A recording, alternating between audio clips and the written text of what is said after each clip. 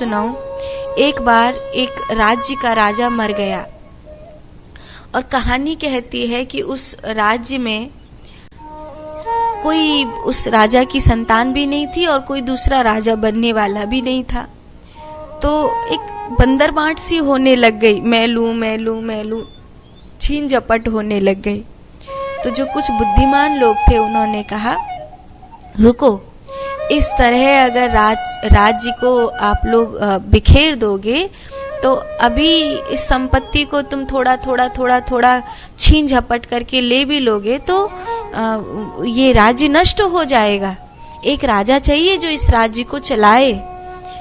तो एक सर्वसम्मति से निर्णय हुआ कि जब नगर का द्वार खुलेगा सबसे पहला जो आदमी मिलेगा उसी को राजा बनाएंगे।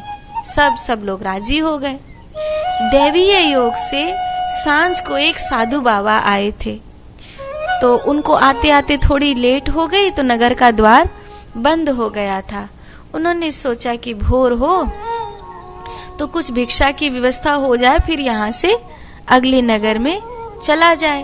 तो वो साधु बाबा संतोषी महात्मा थे, उनको कोई ज्यादा ऐसा झंझट पानी था नहीं, तो वो अपना वहीं पर अपना रुपट्टा बिछाए और रात्रि को सो गए।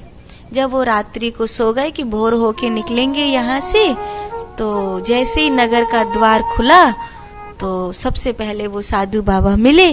साधु बाबा सबसे पहले मिले तो अब तो हल्ला हो गया, यही हमारे राजा हैं। साधु बाबा ने सोचा, भाई मैं एक महात्मा हूँ, वो भी विरक्त महात्मा हूँ, मुझे क्या लेना देना तुम्हारे राज्य से। तुम तुम्हारा रखो, मैं तो सुबेरे यहाँ से रास्ता है यहाँ होके मुझे तो जाना है, तो मुझे तो बस निकल के जाना था। रात हो गई, द्वार बंद हो गया था, मैं जा नहीं पाया, तो मुझे जाने दो। नहीं, अब सर्वसम्मति से यही निर्णय हुआ है, तुम्हें राजा बनना ही पड़ेगा। तो महात्मा जी ने देखा कि यहाँ सचमुच एक व्यक्ति की जरूरत तो है। तो साधु बाबा ने कहा कि एक संदूक मंगाई जाए। एक संदूक मंगाई और साधु बाबा ने अपने कपड़े, कमंडल, अपनी जो सारी चीजें थी वो उस संदूक में सुरक्षित करी। स्नान किया, राजा की पोशाक पहनी और राज्य को बहुत अच्छे से चलाया। राज्य में तरक्की हुई, पूरी प्रजा सुखी हुई। देखते देखते 5-7 बरस में माने बहुत कुछ बदल गया वहां पर। ये खबर पड़ोसियों तक भी पहुंचने लगी, तो वो राज्य बड़ा सुखी हो रहा है, एक साधु बाबा चला रहा है, उनको अपनी तो कोई चाह थी नहीं, तो प्रजा बड़ी सुखी हुई।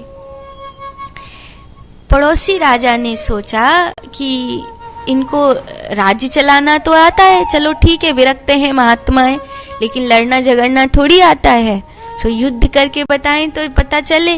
तो उसने आक्रमण कर दिया। तो सैनिकों ने, मंत्री ने बताया कि महाराज पड़ोसी राजा ने आक्रमण कर दिया है। तो उन्होंने कहा कर देने दो। अरे ये कैसा राजा है, कह कर देने दो। अब मंत्री बेचारा बेचैन हो, सैनिक बेचारे बेचैन हो। महाराज पड़ोसी राज्य की सेना आ गई, इतनी दूर रह गई है। आखिरकार द्वार पे पहुंच गए।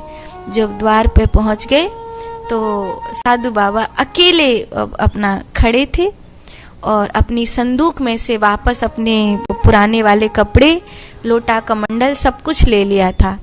उन्होंने कहा, देख भाई, लड़ने झगड़ने से कोई फायदा नहीं है।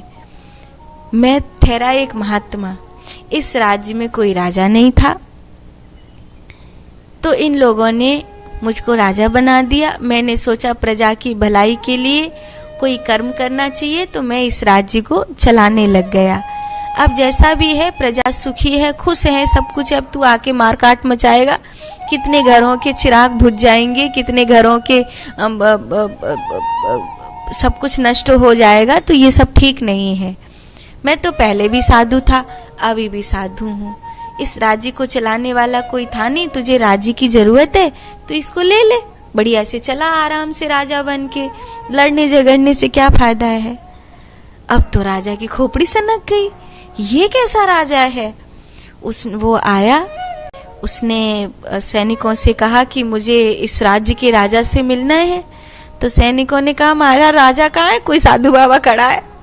तो राजा पीछे से निकल के आया सैनिकों के बीच में से, निकल के आया तो सैनिकों के आगे एक महात्मा खड़े थे, तेजस्वी थे।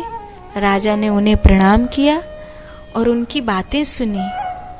तो राजा ने कहा, ऐसा भी कोई हो सकता है कि विरक्त होने के बाद राज्य को चलाए और फिर उसे राज्य की बिल्कुल भी चाह नहीं हो और एक पल पे छोड़कर फिर महात्मा होकर के चल दे? ये कौन सी विद्या है? तो साधु बाबा ने कहा, राजन, जो अपनी आत्मा के राज्य को प्राप्त कर लेता है उसे संसार के राज्य की कोई भूख नहीं रह जाती। राजा ने कहा, भगवान, मैं इस राज्य पर अब आक्रमण नहीं करना चाहता। अगर आप मुझ पर प्रसन्न हैं तो एक कृपा करिए कि मुझे भी ब्रह्म विद्या का उपदेश दीजिए, ताकि मैं भी, आप तो साधु होकर राजा हुए हैं, मैं राजा होकर साधु हो जाऊं, ऐसी कृपा मुझ पर कर दीजिए।